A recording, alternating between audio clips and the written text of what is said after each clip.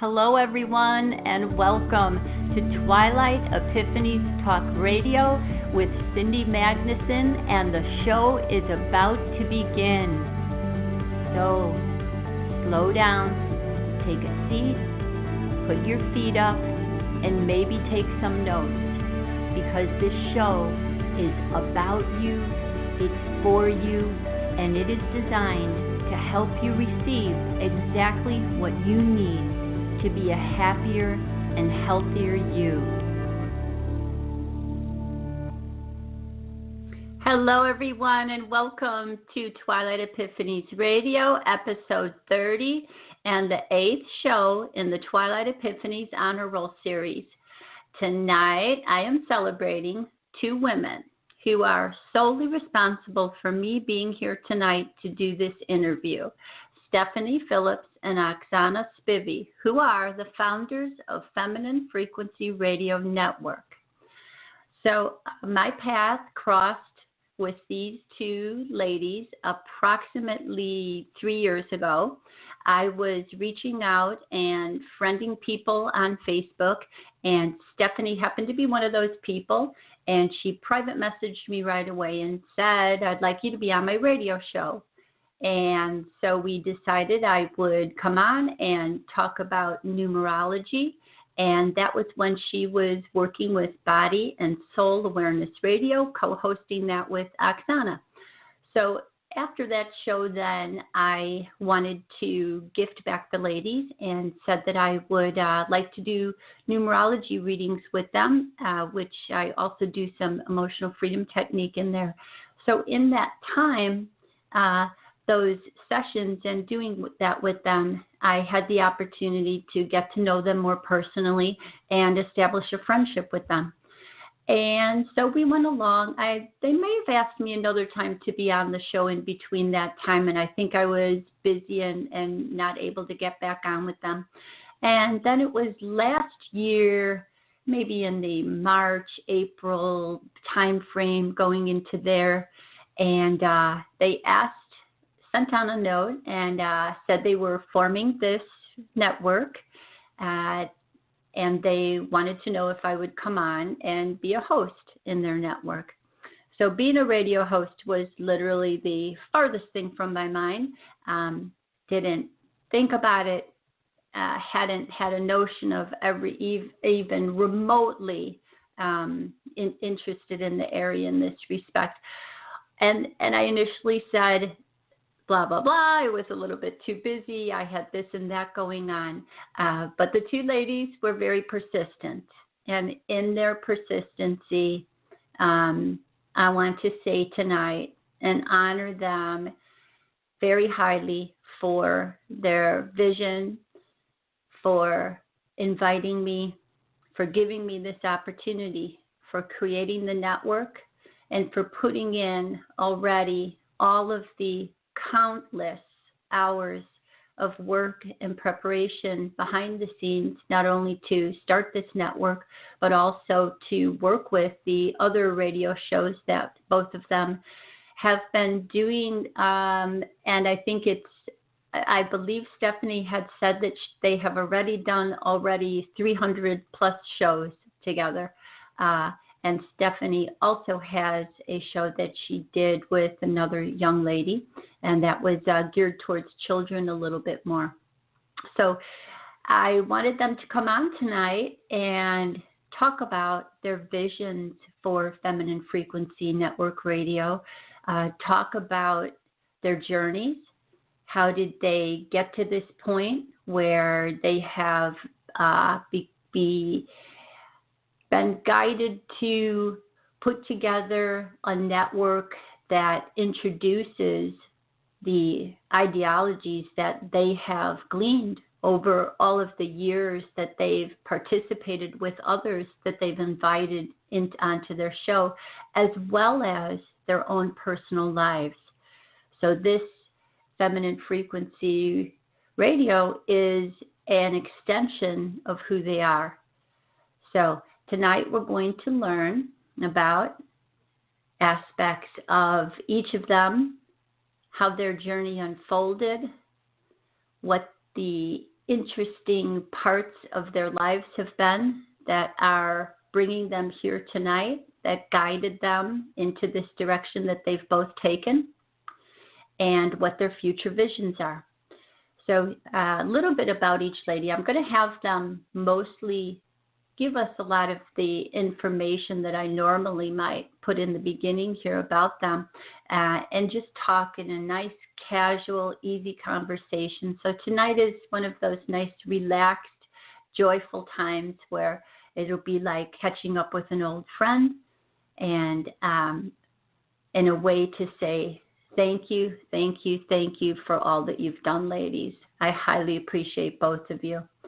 So Stephanie describes herself as a jack of all trades, and notes that for the longest time she considered that to be inferior compared to people who had mastered one area in their life, as opposed to doing a lot of everything and knowing a little about a lot. And her many colorful experiences have shown her that her true power lies in her ability to connect with and understand others on a deep level, as opposed to listing accomplishments that she feels difficult to place as prominent. She less is interested in titles and medals and accreditation, and she is more interested in being the change that she feels the world needs to become in order to evolve. She spends her time caring for her two magical children and has devoted her time to being a light so others can see past the illusion and understand that there is another way. Oxana loves to stay healthy on all levels of existence, physical, mental, and emotional. She is an advocate for wellness and evolution of humankind. She enjoys dancing, writing, talking on the radio show, supporting Feminine Frequency Radio Network, yoga, meditation, and works towards continually evolving into a lighter, expanded, wiser version of self. She has studied, practicing Qi energy, yoga, qigong. It's qigong, and I think it's qigong. So I kind of hesitated there. I think it's qigong or qigong. Buddhism, Taoism, Hinduism, and paganism. While attending classes and workshops, she has traveled extensively throughout the world and has dedicated her time to enhancing and supporting the energetic grids of the planet. In 2017, when she lived on the beach in Los Angeles, which accelerated her own growing and healing process, she developed a wellness package for integration of body, mind, and heart through movement, qigong, and meditation. Currently, she resides in New York City and is collaborating with a European team from Amsterdam in building a hotel brand that promotes freedom of being who you are, which fits her walking path as of now. So let's bring the ladies on and say hello. Hello, Stephanie. Hello, Cindy. Thank you so much for having us on. You are welcome. And hello, Oxana. Hello, Cindy, and hello, our dear listeners and your dear listeners. Thank you so much for inviting Stephanie and I to be guests. You are welcome. So we are in 3 different time zones here. How awesome is that? Okay, ladies. Wow. So tonight, I'm very curious. Whenever I have someone on the show, I love to be able to hear those fun little tidbits of earlier years in people's lives that were significant in shaping them. I think it's exciting. It's one of my favorite parts of being a radio host, is sitting here with wide open eyes and just waiting and listening. And I think that's very educational. So it's one of my favorite parts of interviews and radio itself. So, Stephanie, so here you are, single mother, and just have gone back into the workforce and are working towards developing this radio network. So what would you say in childhood, had something to do with shaping you and bringing you here today? Wow. Okay. So I want to say probably it's not just an experience in childhood, but it was a person that through my entire life up until her death, and even that was a catalyst, which is a whole other story, but my mom always told me to ask questions and speak my truth and have my voice be heard regardless what anyone around was saying. And that was because she was so suppressed, I think, in her life, because her family was strictly religious. They're extremely religious. My grandparents are missionaries and have been for over 20 years. And before that, my grandfather was a pastor forever. So we have a very kind of staunchly Southern Baptist family. But she happened to be that black sheep that was totally against the grain. And I want to say it was her that kind of was my biggest catalyst through life to kind of speak my truth. I never thought that I would be a radio host, ever. It was not something that I thought of, just like you were saying. But one time, I think it was very early on in my journey of spirituality, I went to a goddess retreat. Oksana, you were there too. And I was talking to this one lady, and she was reading angel cards for me, and she was like, wait a second, I'm getting a message. And I'm like, okay. And she was like, you know how you keep on saying that you're making body care products and that's what you're going to do and that's your passion and your gift? And she was like, no, you're going to be speaking. And I was like, what are you talking about? I like making body butter. It's very therapeutic for me to whip body butter. Don't say anything different than that. And and I was really in a place at that time too where I didn't really want to be around a lot of people. And when she said speaking, I'm thinking I'm going to be speaking in front of people. So I was like, no, this is not going to happen. And then probably, I don't know, 2 or 3 years after that, one of my friends at work, he had a radio show. It was totally not related to anything that we deal with. It was all about the bankster scum and fighting them. It's Ben Cochran. He, very good friend still to this day, but he had me on his show because at that time I was into the skincare and nutrition, and he was really into anything kind of conspiracy theory, and we talked about vaccines and why they're bad and all that stuff, and I had so much fun. I was like, that was great. Now, I said way too many times, and I'm still working on to this day. However, I hear you. That was the show, right?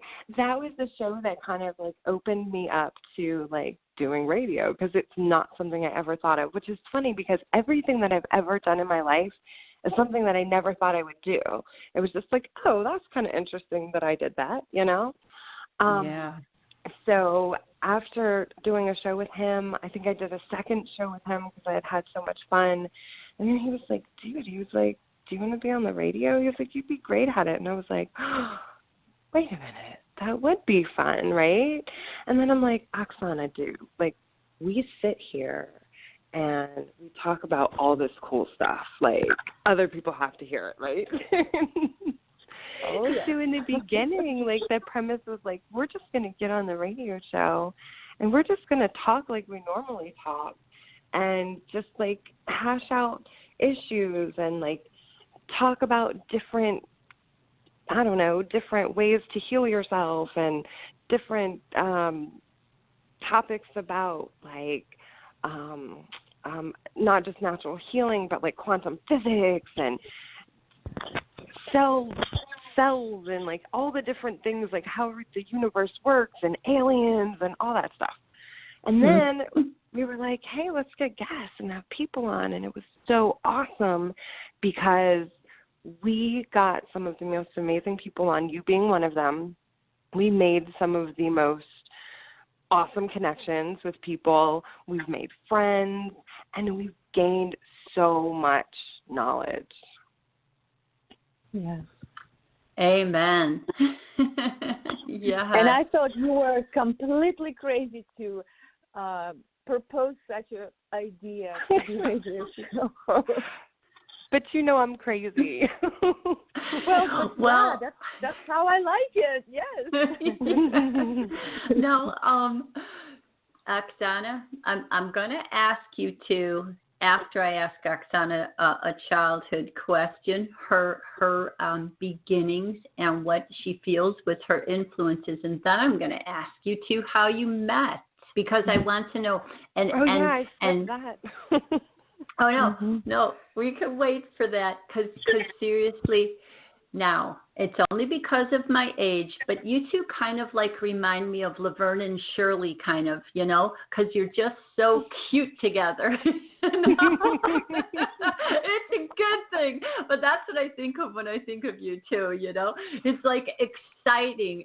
You just have this energy that comes together and it's sparks fly in a good way, you know, it just picks up right away.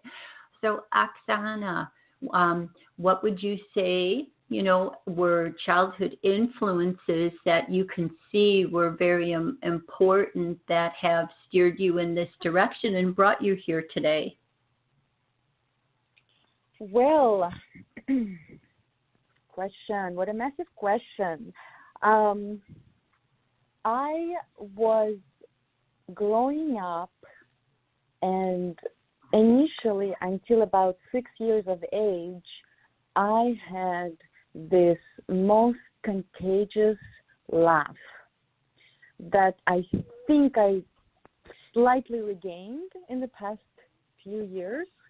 And then at 6 years, I turned inward, and I became very shy and pretty much, you know, didn't raise my kind of opinion and voice as much anymore because nobody would listen to my opinion. And I remember even until, I still remember thinking, why my opinion doesn't matter? Like, why I'm not being listened to? So, and slowly, actually throughout years, very well into my, I would say, mid-20s, I was slightly shy in general, and I wouldn't really have that ability to speak. So I'm not sure whether this, well, actually I'm pretty sure that actually connects to me being on the radio now and hosting radios for the past more than 3 years now. But I think, yeah, that was part of it, that I couldn't really speak up. And by going to astrologically, I'm a communication sign. I'm a Gemini. So to me, communication is natural and normal. And, I picked up writing as well, but speaking on the radio, it wasn't anything normal for me. I would never imagine, just like you two said, to be a host in a radio show and actually enjoy it. So perhaps, that part contributed to that. But for me, I concentrated mainly on movement, on dancing. And I've started dancing at 6 years of age. And I would say dance actually is a very important point, very important, I think, aspect of my life, not even when it comes to wellness and health and energy work, but just how it shaped my life. Because of dance, I was able to be, one, exposed to traveling very early in my age. I traveled throughout Russia. I grew up in Russia, so I traveled throughout Russia with the dance group that I belonged to since I was 6 until about 16 years of age. And then at 16, almost at 16, I came to U.S. for about 3 months to perform, to tour, and I ended up staying here. So because of dance, I was,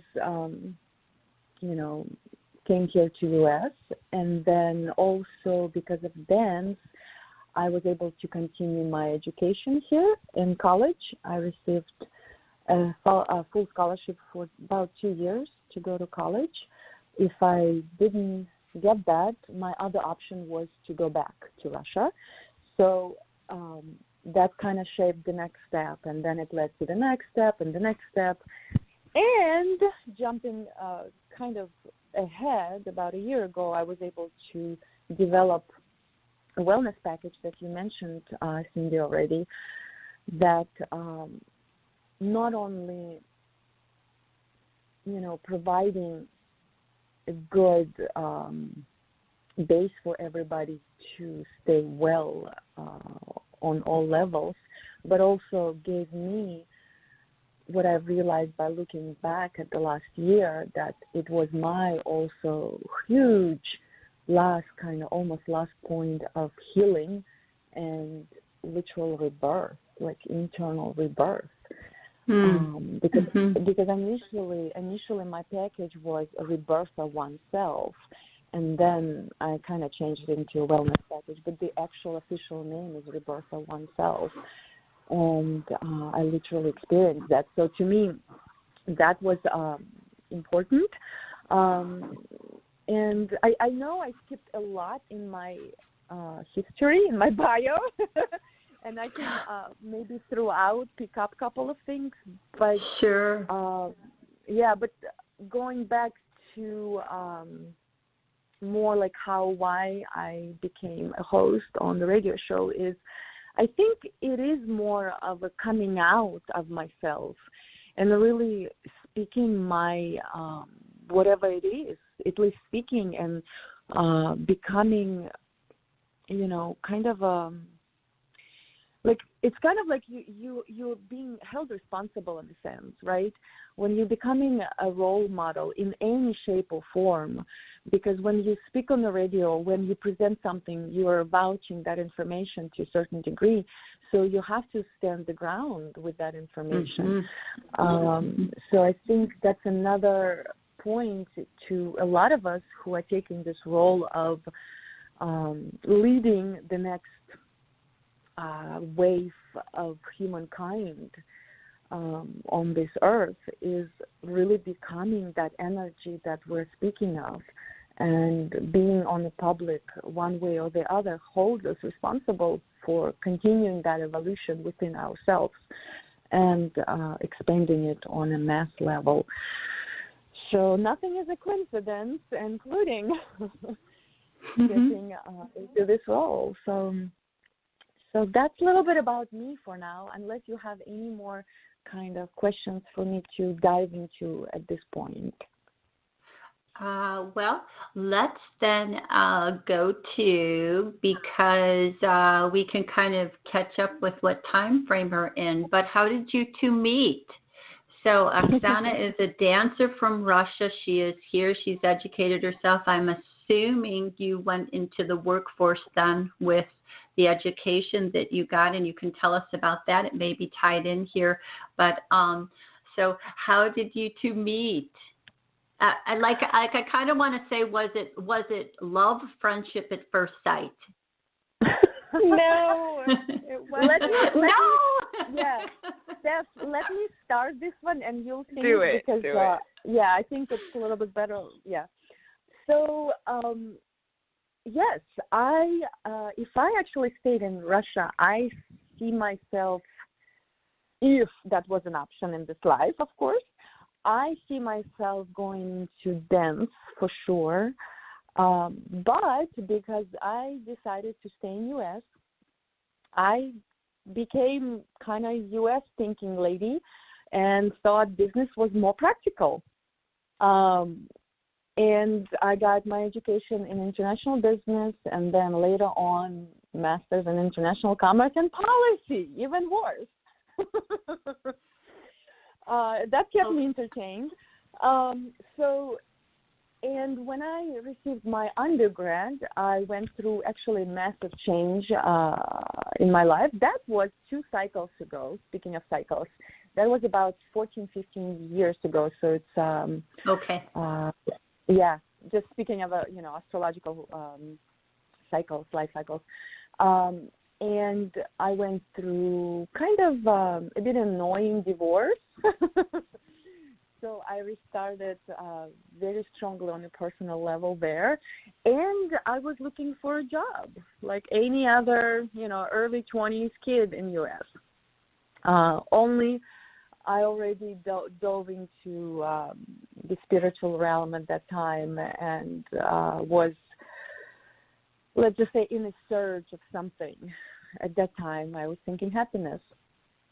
And I met a dear friend at a local kind of job I did for a bit, and she introduced me to a company that is managing, it's a hotel management company, very well known actually.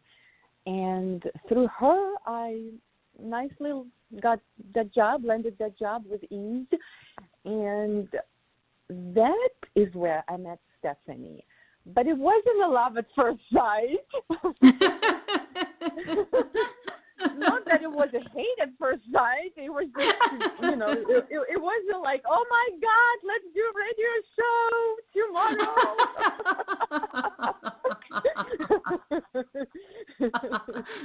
In fact, Stephanie was still wearing high heels at that time, and she can go into that a little bit more. So at that time, what was I doing? I guess I was just dancing and doing my hospitality work. And we will, let's see, I'm trying to remember year-wise.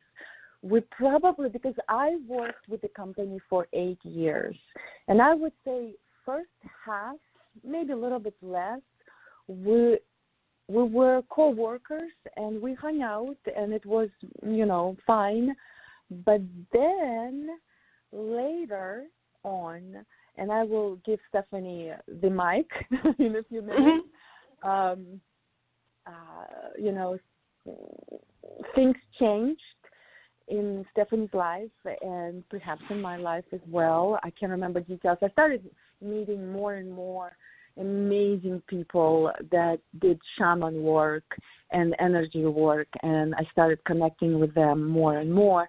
And I think during that time, Stephanie and I, we became closer and closer. And that is when we started also together going to all the energy grid work around the world and U.S., pretty much supporting and opening up energy grids here. And that's where we connected. So I would say time-wise, it probably was 15 minus 5. I would say 10, 11 years ago. Okay.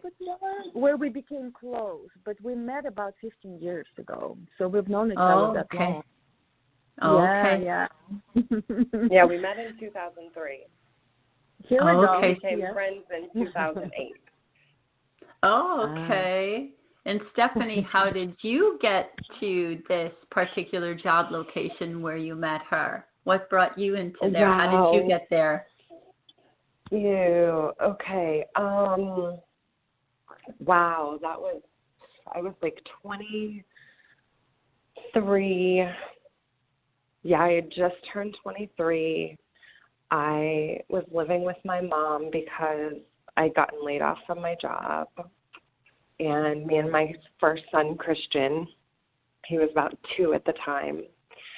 And I started working for Interstate, which was great. I always knew that I was going to work at a desk and have like a desk job, and I didn't know exactly what I was going to do, but I was going to sit at a desk, and I was probably going to support someone, and I was going to be really good at it, because that's something my mom always told me. She was like, you have to, she was like, if you want to make money, you better know how to support somebody. That was one thing that I didn't like about my mom's thought process. But anyways, so I learned how to be an amazing support person. So I got this job. It was making like, I don't know, like $20,000 more than I was making before. So it was awesome. It was in a nice building in Arlington, and it had soda fountains, and I thought I was just like living it up when I found out we had Bagel Fridays. It's amazing, like the little things, like when you're 20 that are like so good. You know what I mean? Yeah. But anyways, I really, it was really, I didn't know like what a big part of my life it was going to be, because I ended up being there for almost 12 years. But Interstate was a huge part of my life. But anyways, so it was a very interesting time too, because I was like early 20s. I had a like brand new baby. He was 2 years old. So it was kind of a tough time, single parent for that baby, or for that the upbringing of Christian too. So, but at that point, I had a lot of help from my mom, and it was great. I had lots of fun. It was a household management company. I was constantly traveling. And like Oksana said, like we would see each other in passing, and like, hey, and at like functions, like we were like associates, you know what I mean? Like, I have no reason to dislike you. I think you're awesome, but like we have no reason to talk. And then like in 2007, found out my best friend, my mom, had cancer.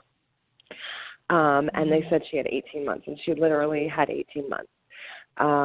In October of 2010, she passed away after a battle with ovarian cancer. I was like devastated. I like lost my best friend. Like the doctors are telling me I'm going to get ovarian cancer and die. Like it was a terrible, terrible time. Luckily, I'd been with the company for so long that they were very, very kind to me, and they let me take as much time as I needed. And I remember one day I was like, I don't know. I had lost my mom. She had passed away. I was by Oksana's desk. I think maybe Jessica was there. Jessica. And we were talking, and she was like, you know what? She was like, I have these books. You should try them. Just read them. And one of them was by Wayne Dyer. One of them, I don't even remember what books they were. One of them was by Doreen Virtue. It was like an angel book. What was the other one? The Secret? Was it The Secret? I think so, yeah. It was The remember. Secret. I think it was. Dude, I think it was The Secret, which is so funny because I always like refer to The Secret and I'm like, dude, there is so much more to that secret. Like there's so much they didn't tell you. Let me tell you about it. Anyway, yeah, so she gave me these books and I was like, okay, so I read them and I'm like, all right. So like I've always known there's more to all of this, and I've always known like something's up, and I've always known that I'm like different than all these people, and I can't figure out why. Like I think so different than everyone else. But so I started reading these books, and I'm like, all right, cool, I can get with some of this. So then a couple weeks later, I think, wait, what happened first? Was it Yogaville or was it Egypt? Yogaville. Was it Yogaville? Okay, cool. So, so Oksana is in purchasing, right? And she's working with one of the vendors, and she's talking to her about this place called Yogaville, and it's this awesome little ashram in Southern Virginia, right? So she's like, oh gosh, like, I hold retreats there. And so we're like, cool, we're going to do a goddess retreat. So she holds these goddess retreats. She's a shaman priestess. I'm like, oh my gosh, like, what are the chances that, like, she happened to be there and she happened to mention Yogaville, because she didn't know that she was a shaman at that point. Or Oksana didn't know that she was a shaman at that point. Yeah. No. So then we ended up going to a goddess retreat. And I think, you know what? No, before that, it was before we went to Yogaville. It was Egypt. Oksana was like, I'm going to Egypt for 3 days. It's like expo or something that I have to go to. And I was like, you know what? I'm going. And we weren't even really that close at that point. I was just like, I'm going to Egypt because travel is the way that I make myself feel better. I don't care what's wrong. If I travel, I'm happy. So I ended up going to Egypt with Oksana, and that's kind of like, after that, like, it was just all uphill from there. Oh, then, well, how symbolic is that? We fell in love in Egypt. That your first time together was in Egypt. That's so symbolic. Yeah, it's so cool. And, well, right, and then come to find out we have a lot of history there. But come to find out, Egypt is like a nightmare for me. I know, right? It's like a stalker. Oh, my gosh, yeah. Egypt has a lot for us. Mm-hmm. Yeah, but it was an awesome experience. But anyway, so then we ended up doing like all these goddess retreats together, and then like Oksana said, like we did a lot of grid work all across the U.S., South America. It was very, very intense work, and I think we almost got to a place where it was kind of like, all right, dude, like I gotta step back from this. Because it's too much. Yeah. It was a lot energetically trying to do the work. And it was kind of like, all right, we have to kind of like take care of ourselves too, because there's balance. You have to find balance between the spiritual work and the reality of you have a physical body and you have to maintain that. So, so that's kind of how we met and came together. And like I said, like for the radio, it was just kind of like, hey, do you want to do it? There was a couple other people that I asked to do it, like really close friends. And we were going to do like group sessions and stuff, but it just never worked out like that. Me and Oksana just clicked and it worked. I think I remember even that day. I was sitting on your yoga ball in your room, and we were talking about that, and I'm like, oh, boy, I don't know if I'm ready for this. Oh, wonderful. Do you remember magic. Do you remember your first show? Yeah. Oh, yes. Yes. Was it just between you two introducing the radio show itself, the radio itself? Or what, the station, or did you have a topic that night or a guest? It was a guest. Oh, okay. Who was your first guest? Our first guest was Will LeBron. I met Will So I met Will when I went to the doctor's office because I was pregnant with Kai.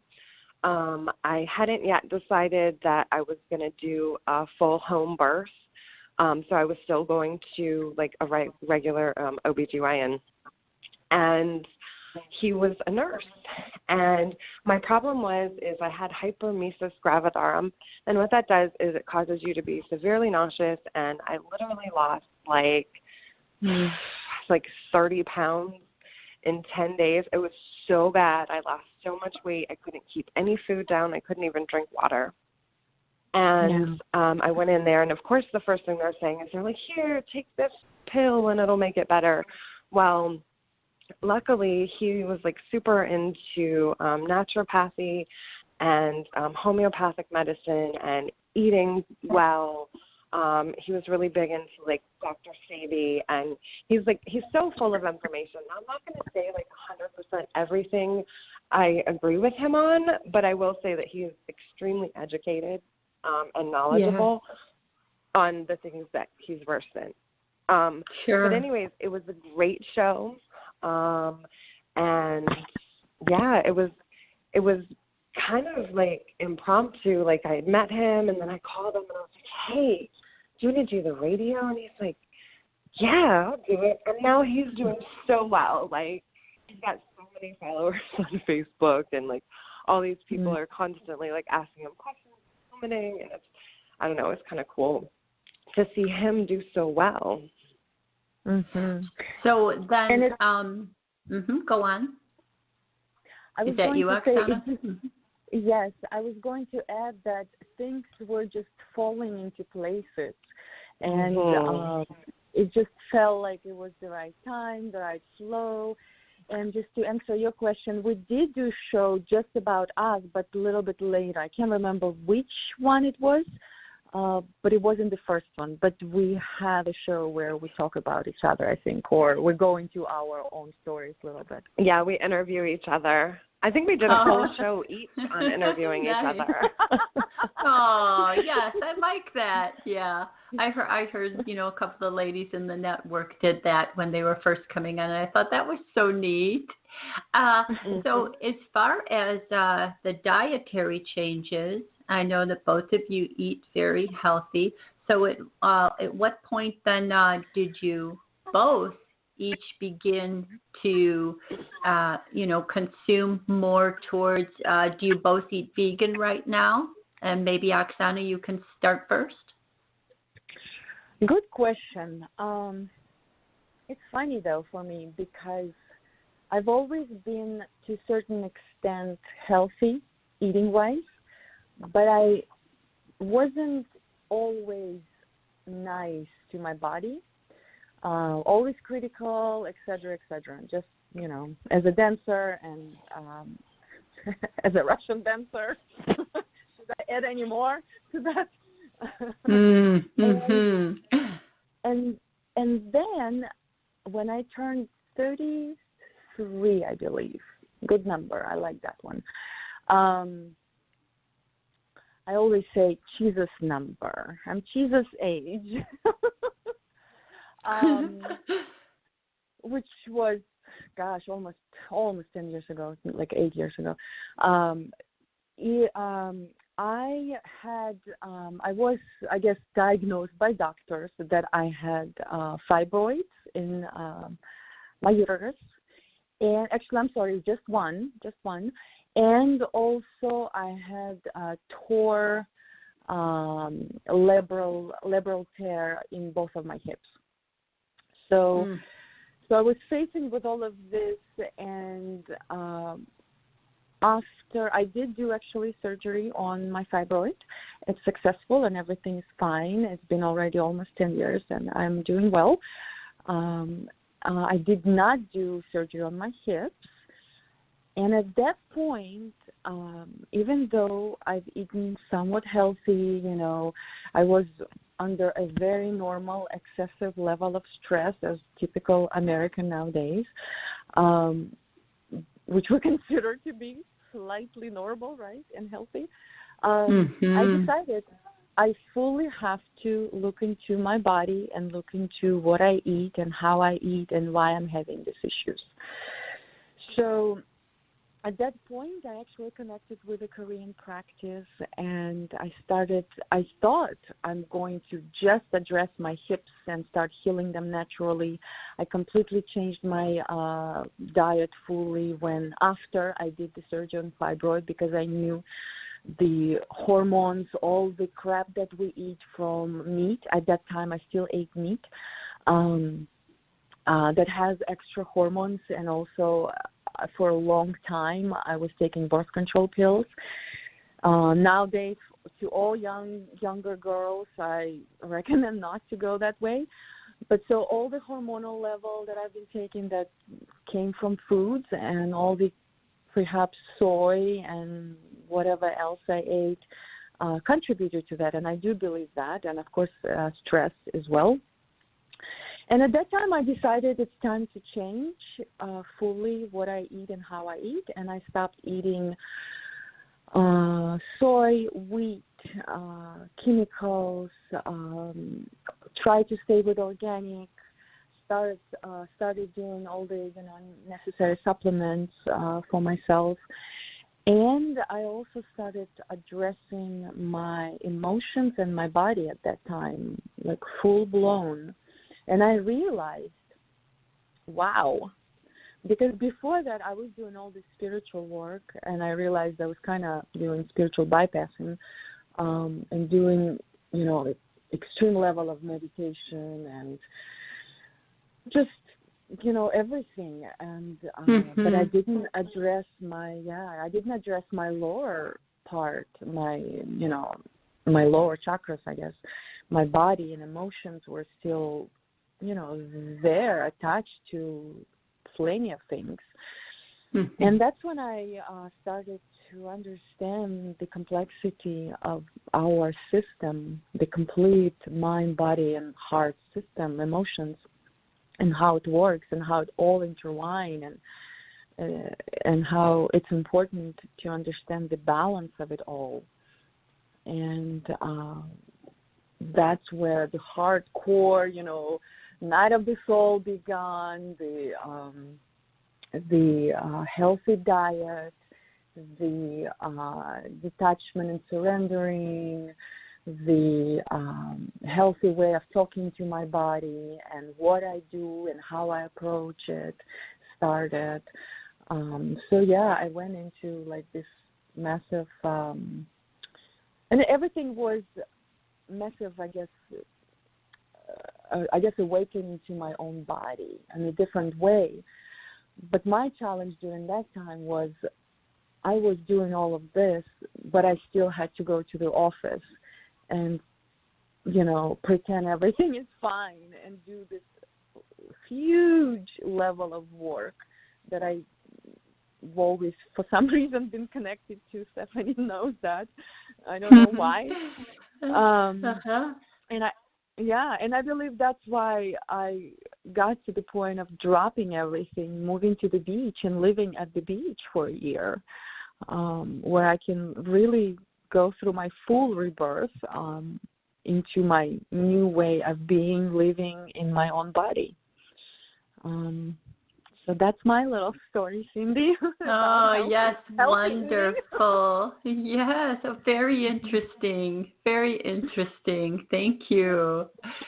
And then Stephanie, when did you begin? So you're 23 years old, or maybe a little. We're a little bit ahead of that point right now. Are you still wearing heels? As you started into the still wearing heels. I didn't lose the heels until 2010. And we're not saying there's anything wrong with heels. We're just referencing a point in there. Well, actually, heels were a big thing for me because they were such a huge part of my existence. I really, my appearance at that point in my life was everything, because what people saw on the outside for me was so important. And that goes back to my grandparents, but that's like getting off of the vegan subject. So I'm not 100% vegan because I do eat honey. And then occasionally I'll eat a pastry and it might have some eggs or milk in it. I don't know. I just pretend like it doesn't have that in there as I'm eating it. But anyway, so mine started like after my mom died, right? So I'm like, oh my gosh, huge catalyst. My mom died, of course. Like, that's huge for anyone. But for me, I was like, how do I not get ovarian cancer? That on top of what is the meaning of life, right? So all of this at the same time. So I was like so messed up in my head. But one of the things that I did start focusing on was the skincare. So I started mixing together different butters and oils and everything that was natural. I wouldn't put anything in there, preservatives or anything like that. If it wasn't good for your body, if you couldn't put it in your mouth, I probably didn't have it in my products. So that's kind of where it started, was on the outside, right? So everything for me at that point in the beginning was on the outside, outward appearance, outward, what are you doing from the outside into your body? Then I'm like, dude, I'm like totally missing it, right? Like I started this whole skincare company. It's great. I make like body butters and soaps and bath salts and all these wonderful things. But like, I need to start focusing on the inside, right? So then, and mind you, this whole time I'm working at Interstate while I'm like making all these things. I'm handling orders and doing craft fairs and talking to all these people and trying to educate them on skincare and why it's so important and why you need to read your labels and blah, blah, blah. And then I was like, dude, it's about what you put inside too. Oh my gosh, you are what you eat. Like, and I was like, wow, like it was like this huge epiphany, right? Like, oh my gosh, it was just so stupid because it totally makes sense. And they totally tell you this while telling you all these other bad things at the same time. And so I say, like, everything that you hear is laced with some truth. So if you can get down to the truth, you're good.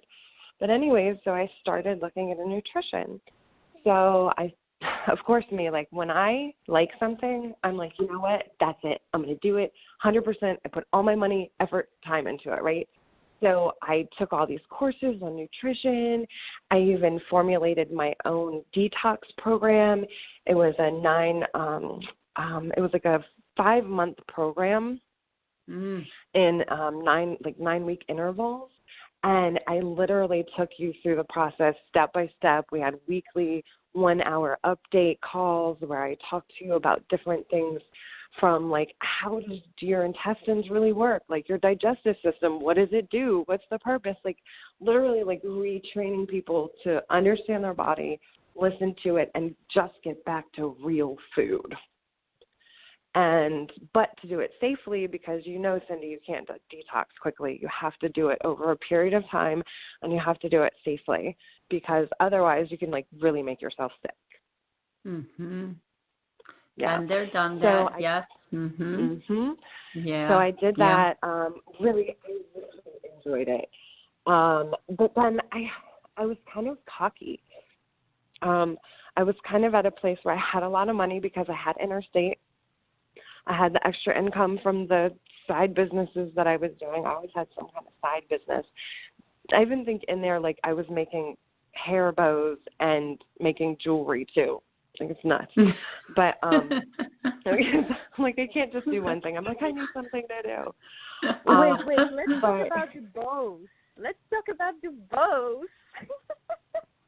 Dude, they were so cute. I used to make, like, cheerleader bows and bows for little girls.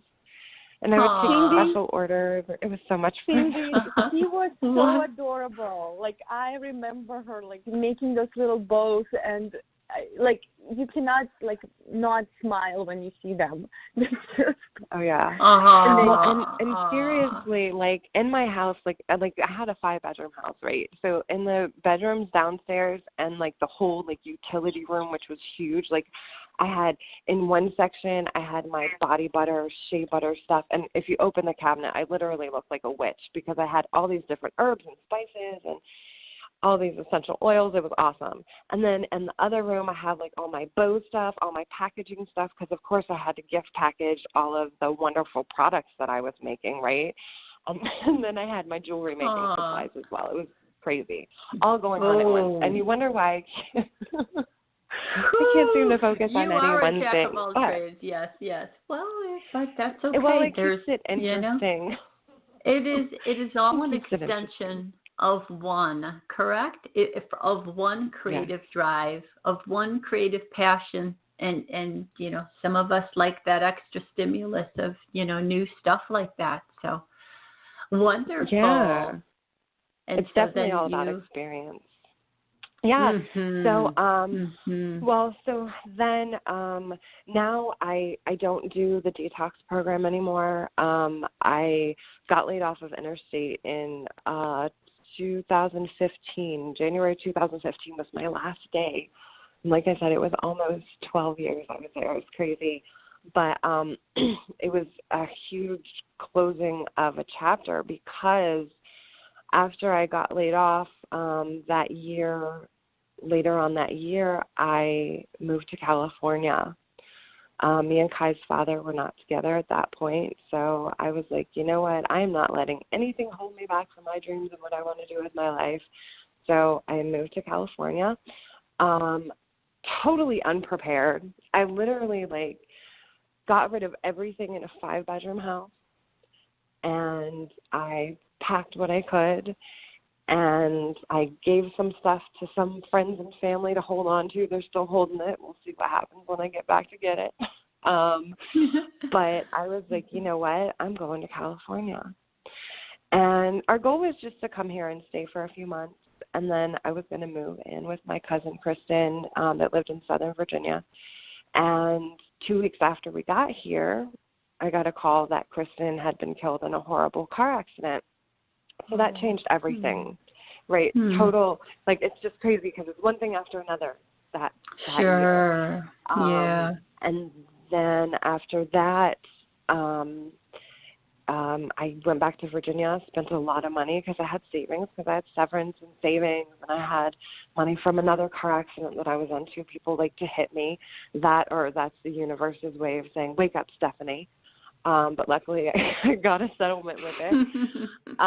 So that's what we kind of like used while we were here. I was lucky enough to stay home with Kai for his first 3 years. But the last year had been like really, really tough. And getting back to the nutrition, I wasn't doing so well with food. Like some days, like it was like going to the dollar store for food, and that's like the only food you can get. And like you might be lucky if you can find some organic chip in there, but you're not finding anything organic good for you. So we were eating pretty bad, and it's so funny because we were eating so pristine. Like I can't tell you, there was nothing bad that we put in us because I was making everything pretty much from scratch. Anything that we ate, like I cooked it because I wanted to know. I went to the farmer's market. We had a co-op that we were a part of that delivered us fresh, local fruits and vegetables every week. So we were doing everything healthy, vegan, organic. And literally, like the past year, I've seen such a huge difference in our health. But then also, like, not even just, like, of course, like, your body shape changes for sure. But, like, it's definitely, like, you can tell, like, in your tendons or joints. And just now, since I just got a new job, like, we're starting to get back into eating well. And it's funny because when I first started eating really well, I had to be careful because just by eating really well for a few days, I started feeling really heavy detox symptoms. So I had to like cut back, and I was like, well, I'm going to definitely have to eat a piece of cake, which is so bad. And I'm working on detoxing. But one of the main reasons that I haven't detoxed to this point is because I've breastfed for the past 3 years. And Kai is just now weaning. Oksana, I had to tell you that. He is weaning, and he is going to stop, and I'm going to get my body back. Woo! I've done my job. Yeah, yay. Happy transition there. Oh. Thank you. Yes. But definitely, nutrition is so huge and key and important. And like I said, like I totally know firsthand like what it does. And it's funny because we're eating well again, and I'm already starting to see transformations. Yes. And you can notice it, 3-4 days on a bad diet, like I've kind of yo-yoed a little bit. And so I'll go real good, and then I'll go back in maybe, and cheat for about 3 days. And if I'm having those lesser grains, and 3 days later, I either have a mucousy headache or my joints are sore. There's kind of extra fluids. It is very dramatic, and mostly, again, because our food is so adulterated. Yes. Well, congratulations on that. Food. It's a food-like substance. Yes. It is chemical flavorings and, artificial substances for fillers and way too much. Okay, well, ladies, I'm going to take a quick commercial break here, and then what we'll do is when we come back, we'll start with where you two are right now in your career directions, what you moved back into, and then begin talking about Feminine Frequency Radio Network and where it's all going. Okay? Sounds great. Here we go. We'll be back in we got about just under 3 minutes here, and we'll be back. Okay. Feminine Frequency Radio Network hosts shows 7 days a week. Call in to listen live 929-477-1183 and dial 1 to connect to the studio to ask a question. or listen online via blogtalkradio.com/Feminine Frequency Radio Network. Organic Frequency Radio Show is 1.5 hour live chat with Stephanie and Oksana and their lovely guests about the nature of existence and holistic way of living here and now, and perhaps even after. Join us every Monday at 6:30 p.m. Pacific Time. Call-in number to listen live is 929-477-1183, and to ask a question, press 1 to connect to the studio. Our guests share their stories and walking path of their healing, along with services that they have developed and packaged for the rest of the world to experience and benefit from. We're here to hold a space for an exchange of experiences for the purpose of evolvement and expansion of consciousness. Hello and welcome. You are now entering the corridors of Twilight Epiphanies Talk Radio with your host, Cindy Magnuson, premiering Thursday evenings, 7 to 8:30 p.m. Central Standard Time on Feminine Frequency Radio Network. You are invited on a talk radio journey to the center of self. Join us as Cindy guides you, the listeners, in sensory and perception upgrades where revelations and golden epiphanies pierce the veils of illusion. Don't miss this opportunity for your next dose of Twilight Epiphanies. Okay, hello and welcome back. And we are continuing our show tonight with Stephanie and Oksana, the founders of Feminine Frequency Radio Network. And we are just about to go into where Stephanie and Oksana currently are at and their creation of putting together Feminine Frequency Radio Network. So, Oksana, let's begin with you. Now, you have also gone back into the workforce. So you only recently, maybe within the last 4.5 months or so, have just gone back into a position with in hospitality. So can you tell us about that? Yes, 5 months ago. But to speak about that, I have to take us a little bit back. Maybe about 2 years back, and just kind of give you overall what has been happening to me up to now, is the past 2 years, as you can be probably most likely very much aware, has been quite an interesting years.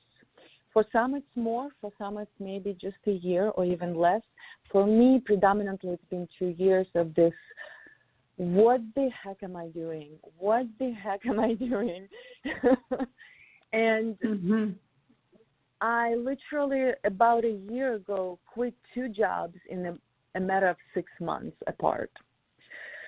I simply couldn't continue to do what I did, and I did about 16 years, 17 now, 16 of the work that I do now still, but I've been doing in hospitality for the past 16 years, and I got to the point where any level, even physically, emotionally, mentally, I simply couldn't do it anymore.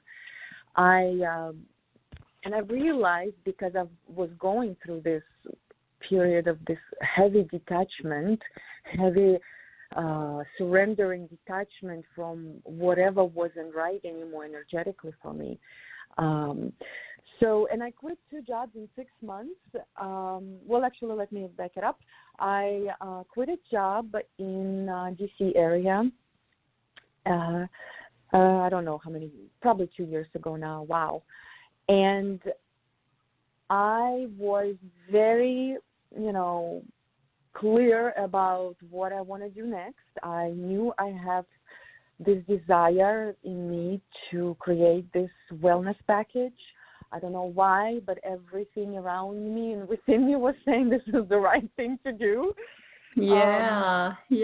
You know, and I realized, okay, somehow I have to do this.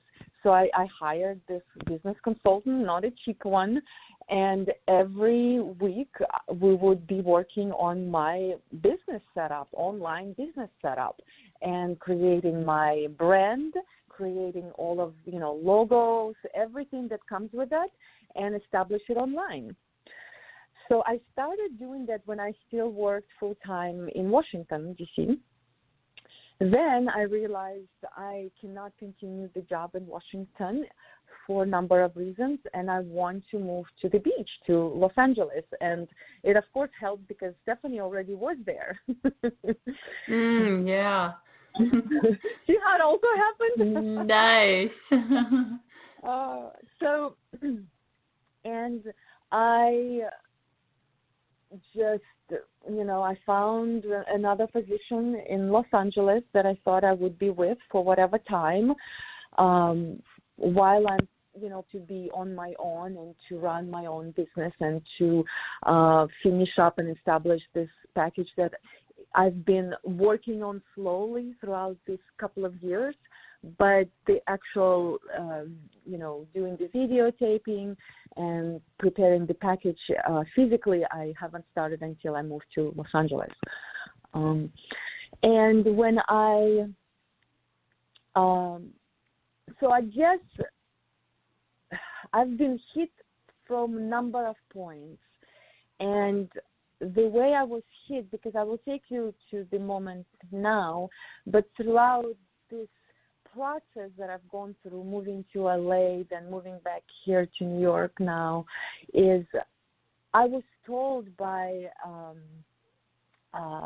someone I did a report with that my lineage from life before was about fear to lose money. And she said to me, and of course, I've always held this obligation to have available support to my family, whether they believe that or not, but I believe that I had to be the one who's responsible to pick it up. If anything happens, I'm the one financially supporting my family. And on top of that, I have to still continue living my life and living it the way I need to live it, or the way I feel like I need to live it.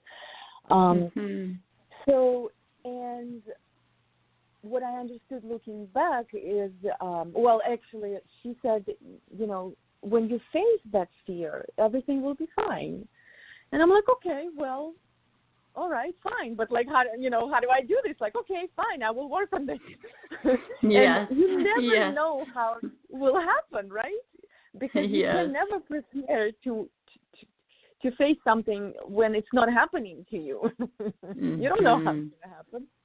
So, of course, I started addressing that kind of thought pattern and working through it.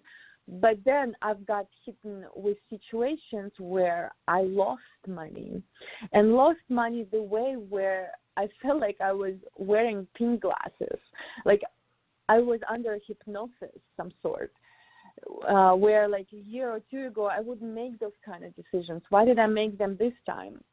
So when I went through a number of experiences where I lost a huge amount of money for nothing. Literally nothing. One situation, it was a stolen one. Another one, I was manipulated. So it was just very bizarre. And then now I understand why it was happening, I guess. And I had to surrender. I had to surrender to those situations, not run after them, but surrender. So that's just filler between my stories. And I moved to LA, and I, after a short time, about 3 months, I realized the position I moved there for was not the right one. And also, it was just not the right one, and it didn't feel right, and it was another position where I had to work endless hours. And I lived like a block, 4 blocks from the beach. The position was like 4 blocks from the beach. And I was stuck in the office. It didn't feel right. It just did not feel right to be on the beach, working in the office till 9 p.m. every day, and not again having enough time to work on my wellness package. So I quit. I quit that job, and without even prepping financially, wherever I was with my business consultants. I just picked up from that point and started working on my package and became, business owner. And just like Stephanie mentioned, throughout that past year, I faced so many situations where life literally forced me to surrender. I consciously knew that's what I was doing, but it was still so challenging. Because for the first time in my life, there were moments where I absolutely did not know what will be tomorrow. Will I have a home to live? Will I have money to eat with? To buy food with? And I've met a couple of people where I got so manipulated into believing that they're one way, but there were another way. Even those that pretend or claim to be spiritual. And it's not even, and I think my point to this is because we don't know what life has for us, how things will turn out for us, because those people were there for a reason. I attracted them for a reason.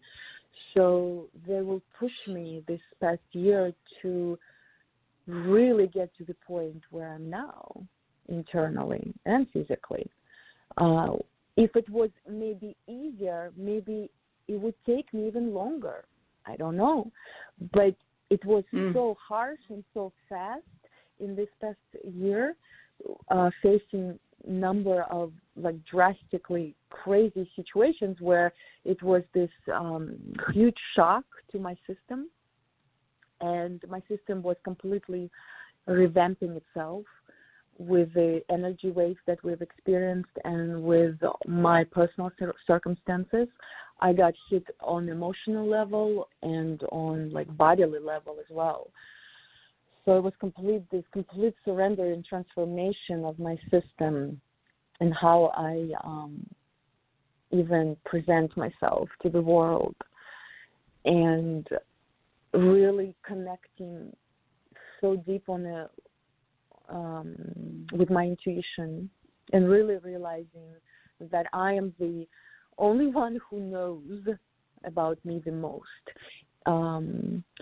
And I should be trusting more and more that voice that we have. So, and here I am running this program and trying all kinds of ways to advertise it online, and it's just not fully going anywhere.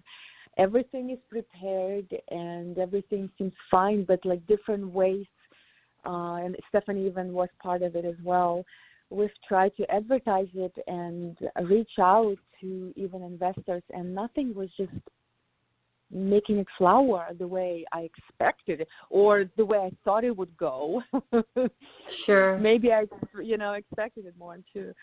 And then I think December of last year, I encountered a potential investor from Egypt. And Cindy, you and I, we had a session where you spoke to me of your dream that you had. And it was about that you're working with a person and he pretends to be one way, but then he's not. And that's exactly what I've encountered. I've been placed in a position to deliver one story, but then at the end, it's completely a different story unfolded.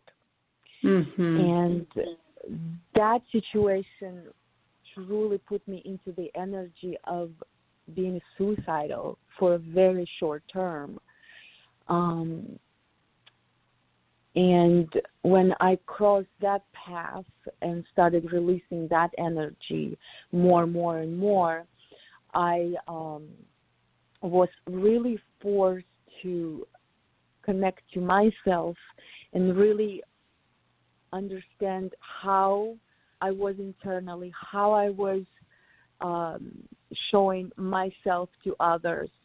So how do they see that version of me? You know, really restudied myself. And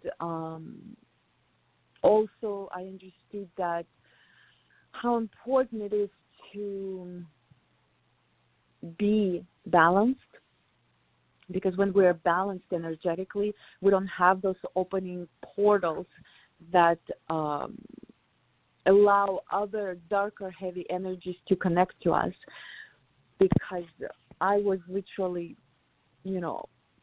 attacked by a very dark, troubled energy for their own success, I guess, or, whereas I was in a place of a need. So life pretty much positioned me in a place where I had to lose everything, physically, emotionally, completely full surrendering to life, to now. And it was very amazing experience, very humbling, very amazing. I saw huge, full spectrum of life where, like Stephanie mentioned, at one point I had fine life, and here I am at the point where I might not have food tomorrow. So, and because of amazing friends, including Stephanie, I was able to make one step and life supported me. Then I took another step and life supported me. And then the next and the next and the next. And that's when I fully realized the difference between want and need. And what they say is life will always give you what you need. And I literally experienced it. I moved to New York City with $60-$90 in my pocket. Oh. I moved to one of the most expensive cities with not even $100 in my pocket. And as I start, stepping one step at a time, it supported me. And so okay, going back to Los Angeles. So when I got to the point of realizing I have to make a decision, do I continue running my business and perhaps doing a couple of projects here and there, maybe even hospitality projects, or perhaps taking a break, because the past year showed that it was mainly about me, releasing everything that was now not needed, giving myself a rebirth, addressing my demons, I guess, last of my wounds, detaching and surrendering and healing and developing the program, opposed to actually making it happen fully like I thought. Sure. And after that, I had to move back to DC, and I stayed with a dear friend of mine who helped me out for a short term. And then this position appeared. And when I looked into the company, the group that I'm working with, they're out of Amsterdam, I realized and I felt their energy They are an amazing group that they're a hotel brand, and they build hotels throughout world. And I'm in charge of their projects in U.S. They just fit me. They're entrepreneurs. They're freedom lovers. They know what they're doing, and they're a warm group, and that's one prerequisite I had on my list if I were to go back to this stuff. Yeah, so, yeah. You know, they did. They matched what I needed, I guess, at this point. So, and that's where I'm at. I reconnected with what I did before. But I also believe that whatever we do in life, it still contributes, so nothing is lost. And I see myself picking my stuff up with time, I believe. Right now, I'm not doing anything with the package, but I definitely will be taking this further in the future. And I have even more vision for what I want to do with this, even more than what I had in the past. So I will continue this for sure. But for right now,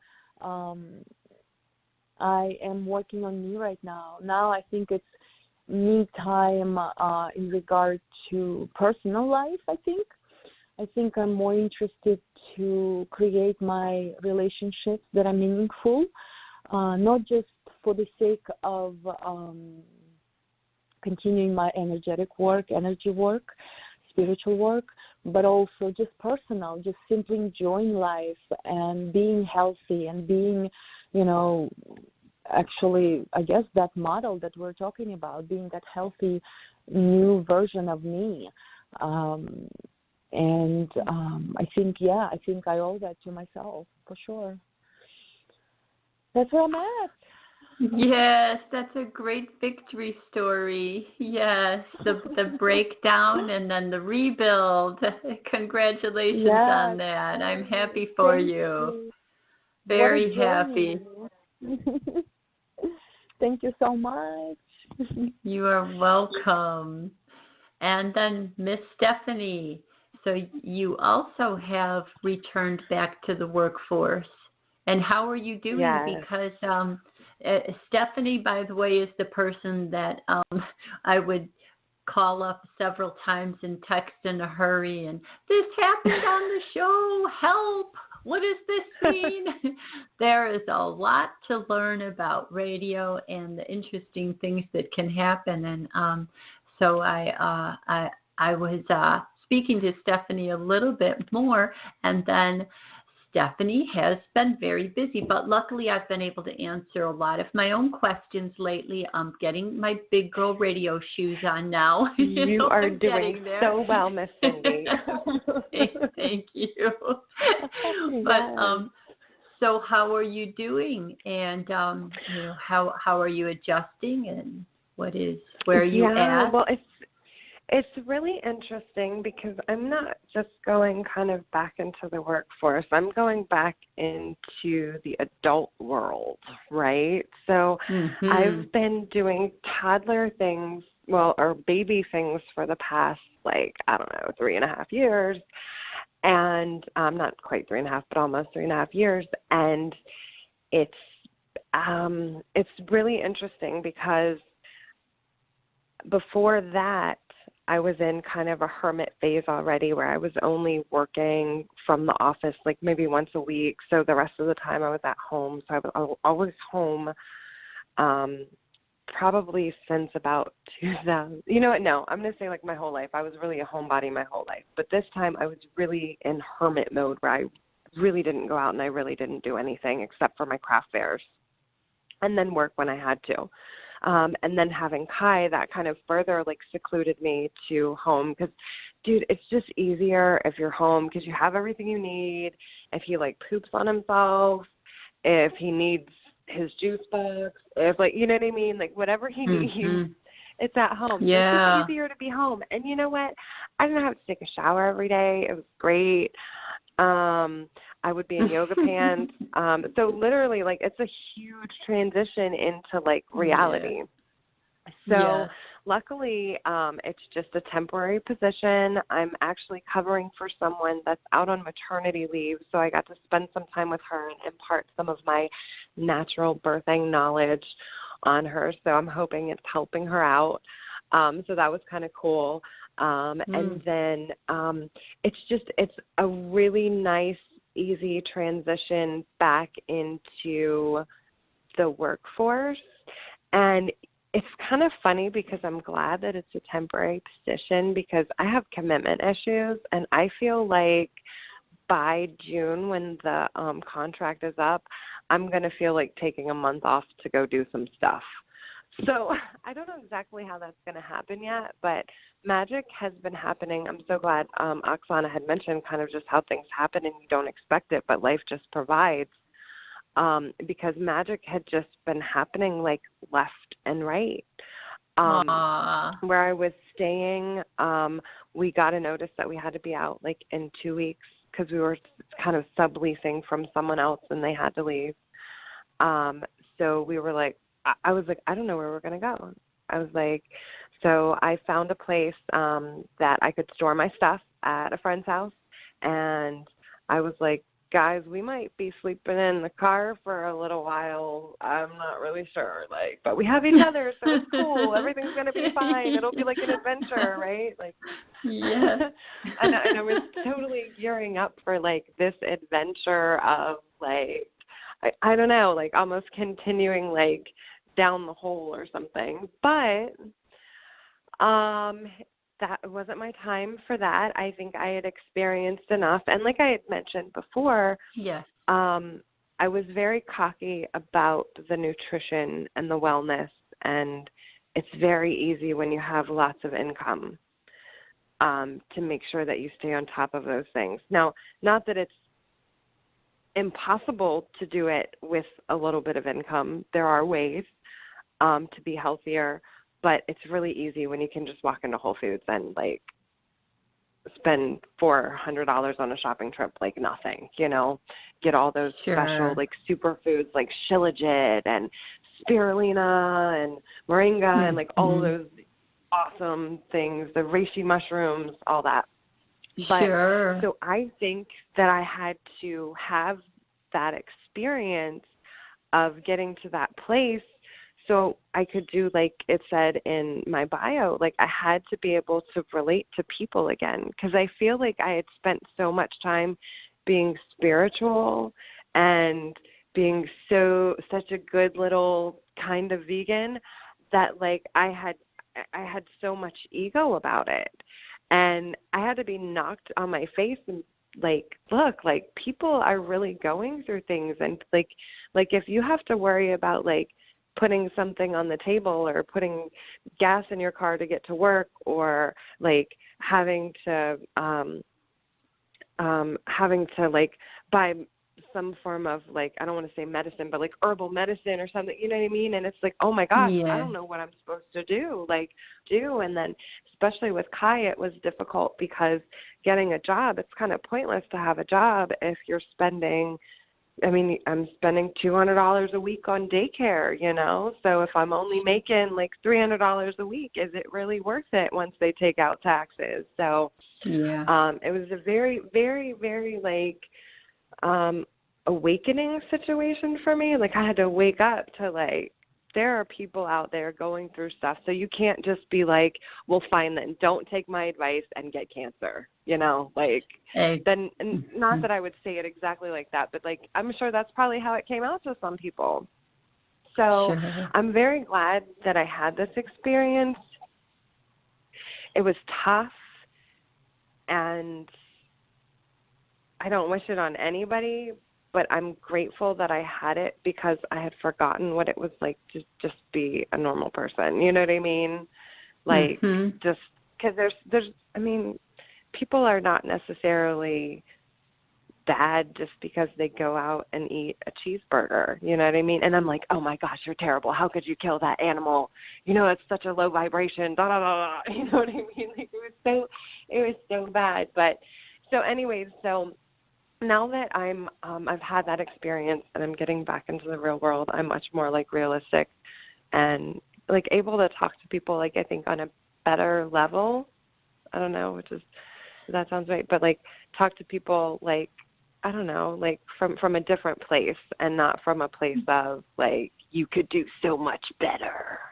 Because I was always really tough on everyone, like especially myself, but really tough on everyone. So now I'm like, dude, you're doing the best you can, but you know what? If you try this, and this, it might help. But if you don't do it, it's cool.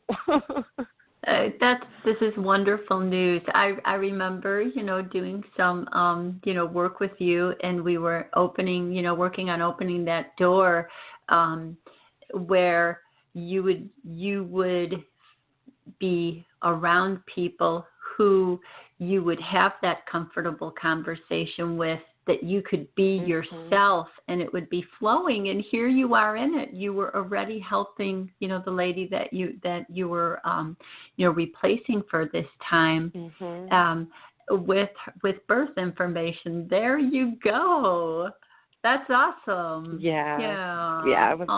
That's very sweet. It's just so interesting how synchronicity works and everything kind of falls into place. And now, like Oksana, like I live in a really nice area and it's super comfortable, and me and the boys are so happy, and we're kind of reestablishing a foundation, and it's beautiful. Oh, yay, ladies.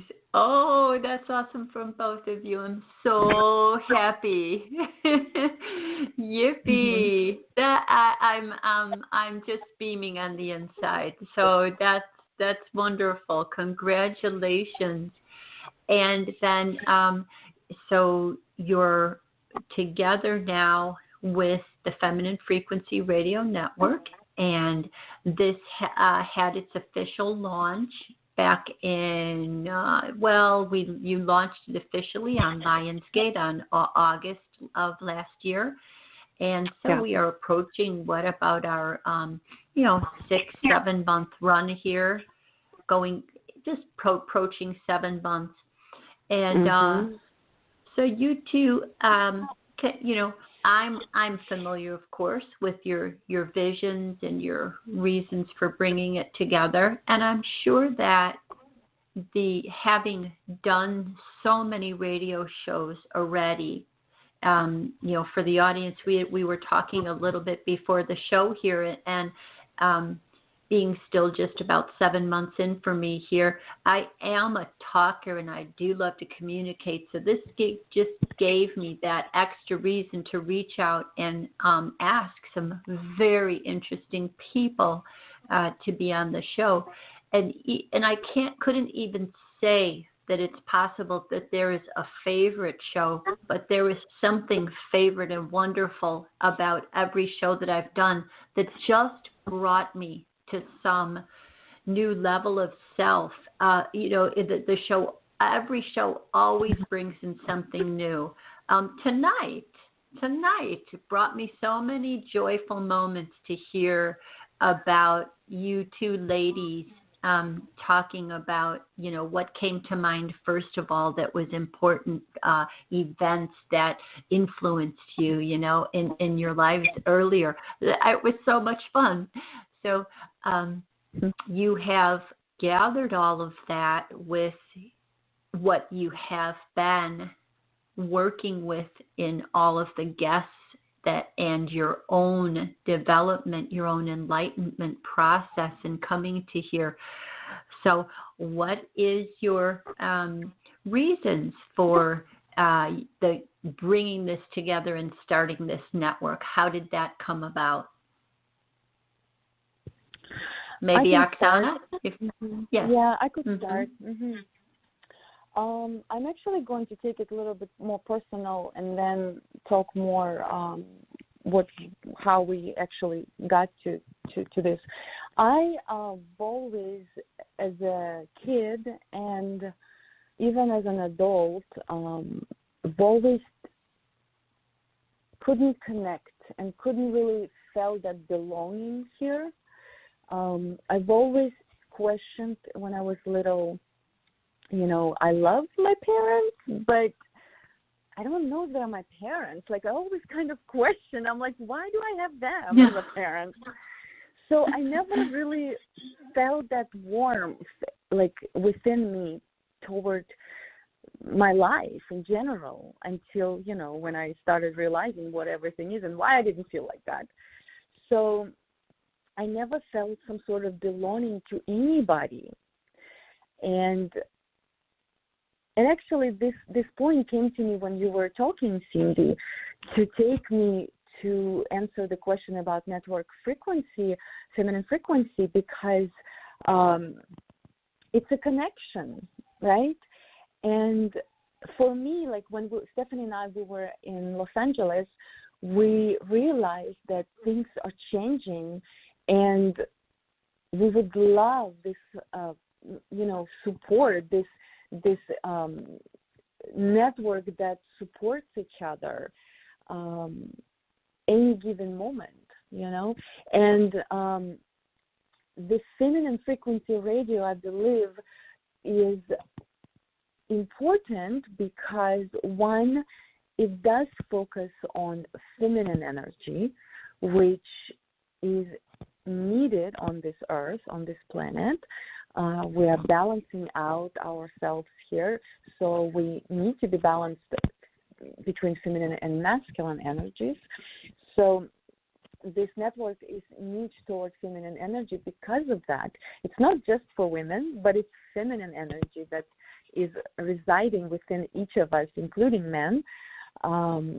And the need for women to connect and really be on the same page with each other. And just like Cindy said in the beginning of the show, just 3 of us are on 3 different time zones. Just 3 of us on 3 different time zones.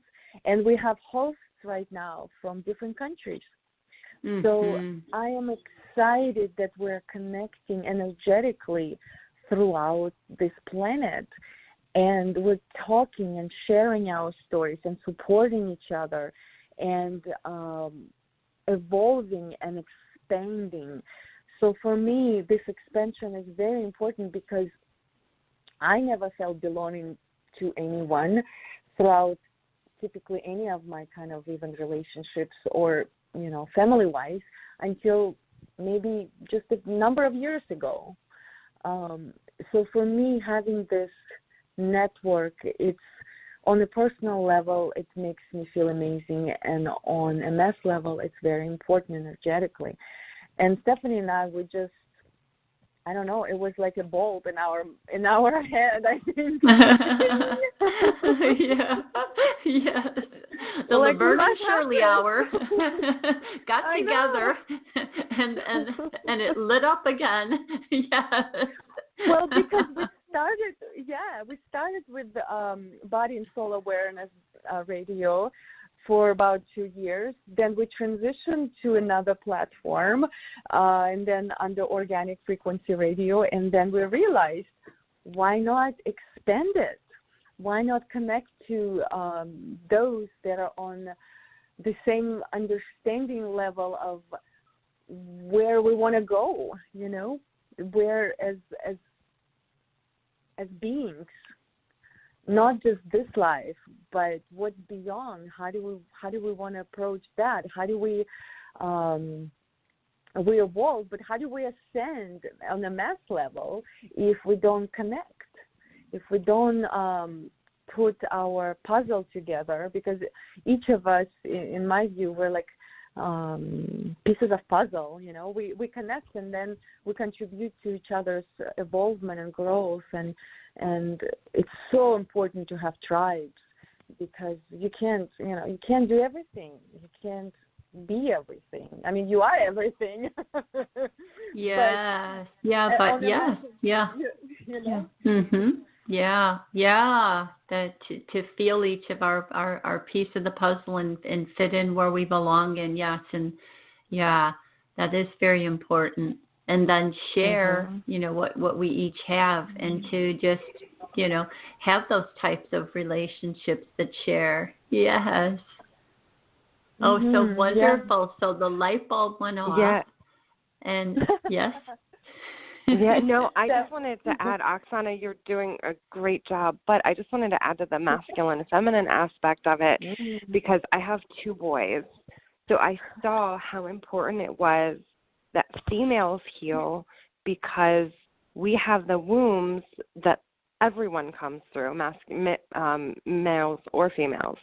So it was so important that the womb is healed so we can have children that are coming through that are not the challenges that we've all dealt with, all of the lineage issues and DNA memory from your ancestral lines and all those things. So that's why I think that it's such an important thing to focus on the females is because everyone comes through the females. And generally, the females raise the children. So if we are raising them in a conscious manner, then they can know how to consciously co-create. Well, not know. They can not forget as much how to consciously co-create. I fully agree with you, Stephanie. Yes. Yes, definitely very important, and an emphasis and a bit of work to do to maintain that message. Yes, it's a very mixed world right now, and sort of rapidly changing every day. There seems to be something new on the horizon all the time, and we have this greatness on one side, and we kind of have a little bit of insanity on the other side. So to step in between those 2 lines is, maybe that core that we need to stay together, to help each other to walk that fine line, while it's a little bit transitioning. Definitely, the world's in a transition. And still remember that all of the not good stuff is a catalyst for us to want to change that much more, for us to want to do that much better. You know what I mean? And not even necessarily look at it as a bad or good thing, because I don't think anything's bad or good. I think everything just kind of is. Yeah, and to stay stronger during it. Yes, absolutely.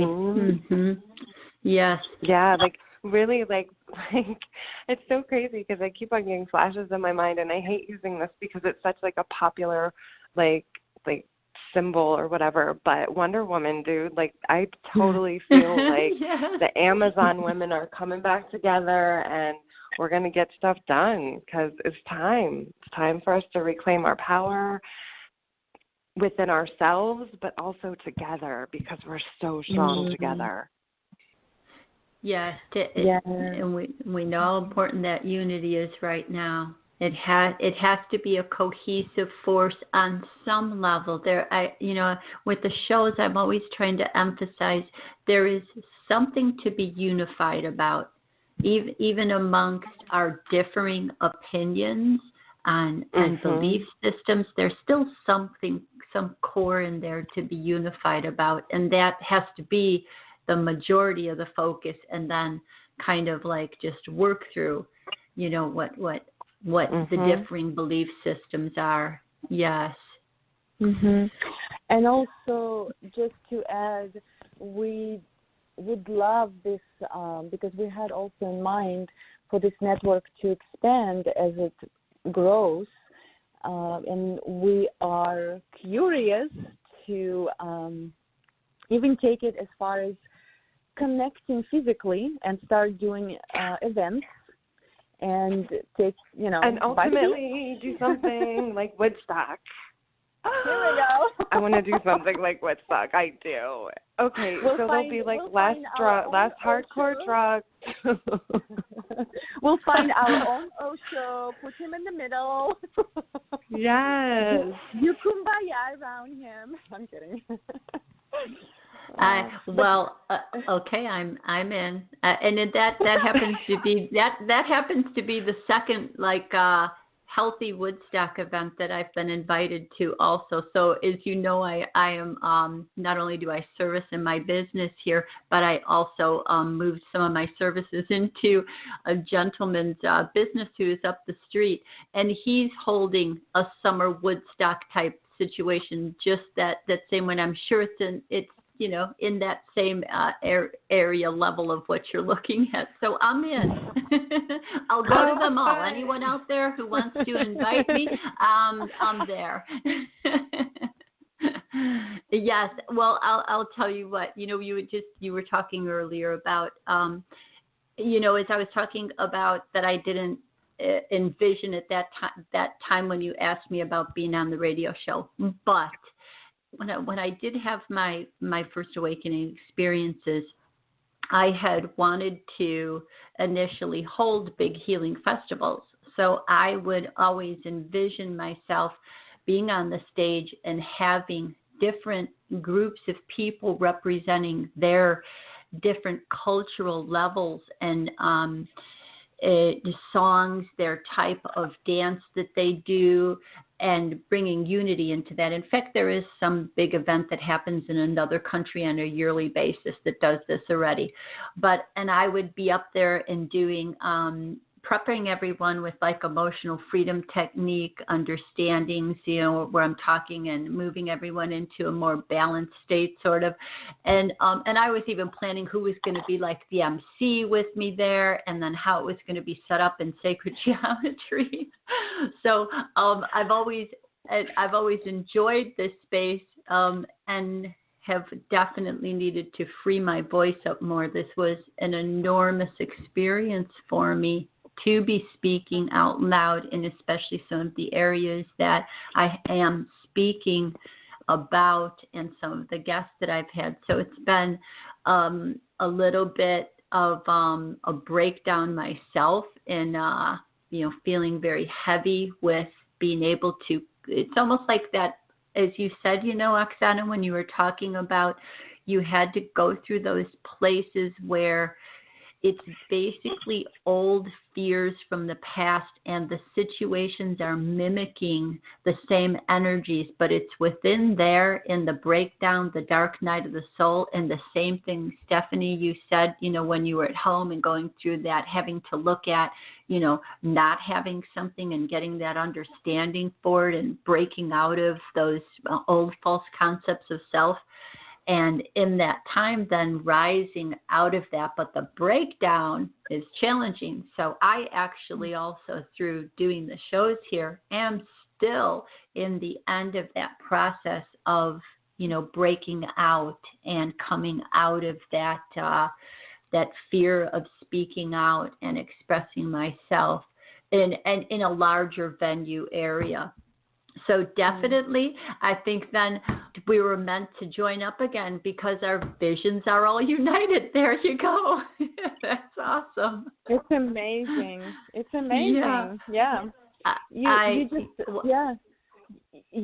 You let go of the control, allow life to kind of guide you through your own intuition, and it takes you where you need to be. It's amazing how everything starts connecting. Yeah. And letting it flow. Yes, absolutely. Well, we are, hold on, let me bring Stephanie back on here. She dropped a little bit. Hello, Stephanie, back again. I'm back. Beauty of live radio. Yes, I did want to, just talk a little bit. I think maybe the audience in a show would be interesting on talking about, some of the things that you experience with live radio and the moments, like here I am a couple days, last week, I have Santos Bonacci on my show. He's a legend. He's like someone that is like, as close to God's status as you can get here to be, and I'm listening to someone talk. And in the middle of the show, the winds are so bad here, it knocks out my internet and throws me off the show. I'm just sitting here looking at the panels, trying ways to get back on. And I think maybe I should have tried one thing, but I didn't, pull up the little box, make it big again where you direct link in, and then redial. But then I didn't know if it was going to keep recording. But somehow I think I had a premonition about it a little bit, so I was kind of like prepared with the thought for doom. But the show just cut out after an hour. That was it. And I'm like, this didn't just happen, did it? But Santos then got on. I sent him a message, and he got on the show with me, and did another hour and a half with me. So we had a really beautiful long show. But the radio is, because it's live, it's interesting and exciting, and it's been an incredible experience. And I would like the listeners to understand how wonderful it is to support something like this. Like, a lot of times, and I just want to say, like when you have a podcast, sometimes you almost feel like you have to be watching it, and a lot of times I find it, I will do that, but if I'm trying to do something else, and I'm a multitasker, not that I'm like super efficient, but I'm a multitasker in that if I am doing the dishes, I used to zen it out, but now I want my laptop there and I want to be listening to something, while I'm doing the dishes. And so when I'm doing that, but I'm looking then, and I'm watching. So radio has this way of the communication's a little bit different because we have to gear the communication into this different kind of a flow, so that it's all systematic, and you don't have to have visuals to know, to convey a message. So radio is very, very wonderful for that, and I love it. And it's nice you can edit it when you need to. So that's also a very good thing too. Editing has been a wonderful tool to learn. So as we are. Mm-hmm. I'm sorry. I was just going to say, me and Oksana, when we started, we were together every time. And then, I moved to California, and it was so weird because it was hard, and we would, talk over each other. And we already have kind of that relationship anyways, where, if she's talking, not that I, always talk over her, but I'll be like, oh, wait a minute, I have something to say. So, we had to really watch that. So it was really difficult. Now we've gotten better at it now, but it's still challenging, having a conversation, especially because we have two hosts and a guest usually, for three people to have a cohesive conversation without jumbling over top of each other. Oh yeah, it's definitely a different work level. I before I started on it, I could get in front of a class and teach a 6-hour class. I could walk in and not have to rehearse, a 3-hour course or workshop I'm going to teach with, because I've taught it and I'm used to just being spontaneous. But when you're not face to face with the person, there's this intensity level. So it's a different intensity level. I have just enjoyed creating with it so much. It brings that creativity out in me that I have to work at how it's going to flow and where it's going to go. And then it's like you're listening and ready for the next question at the same time. And, I had a moment where Santos was like, oh, what was I talking about? And I was like, man, I was glad I was right in there listening. And I said, this is what you're talking about. I was like, shoo, I made it. I passed that test, So, but yeah, it's awesome. And I'm still working on listening to myself as I will say a lot of and but here's the thing. I have this awesome perseverance, and I love teaching. So I'm in there to the end here, and it'll just keep getting better. So ladies, we are about 7 minutes left here as we're ending the show. And so if you want to each give some parting notes, I would just say that at this point, you probably know already, Blog Talk makes a beeping noise if we're talking over the 2-hour mark here, but it will still keep recording. So we still have a few minutes in case it beeps. But if each of you would like to give a parting message to everyone, And we'll do this again sometime because it was fun and I miss you guys and it was so awesome getting to know each of you. Oh, my heart just got bigger tonight. I was like, oh, this is why I'm here. I love them. I love them. I want to tell you, we love you. Sincerely, I just love listening to your stories tonight. So thank you so much for being so open and sharing. Very important for people to hear. Cindy, this is Oksana. Thank you for being so much. Yes. First of all, I want to say thank you for being an amazing host on Feminine Frequency Radio Network. I am delighted that you're part of our energy here on air and spreading it wider and wider. It just feels amazing to have you on, and you're doing so wonderful, and I love your guests, and it's awesome. So, and of course, thank you so much for inviting us today.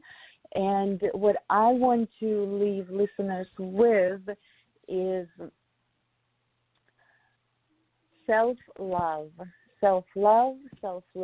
and self-love.